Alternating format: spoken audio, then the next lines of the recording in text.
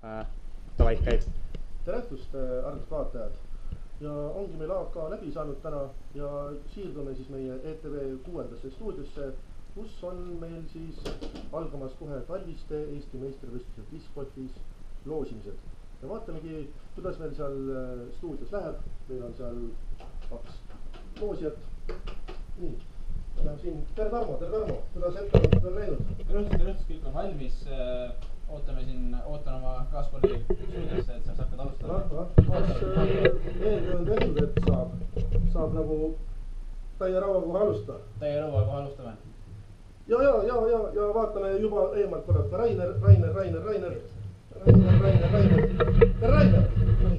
Oh, milline päevik, jah, otse Aafrikast. Kuidas läks? Aafrikas läks täitsa hästi. Loodame, et loosimisel läheb täna sama hästi, et vaatan siin tumekollasega on ikkagi toodud niuke nõrgem sats. Ei, see on oranž muidu tegelikult. See on oranž. Ja pärast, ma arvan jah. Sa ei ole üldse nagu kursis sellega, mis toimub? No ma alles jõudsin jah. Alles jõudsin, okei. Jah, et ma arvan, et me loosime need puulid ära ja juba homme te näete, kes siis kus täpselt alustab. See oli siis ETV 6 stuudio, kus Rainer ja Tarmo on valmis alustama loosimist. Naari, aitäh!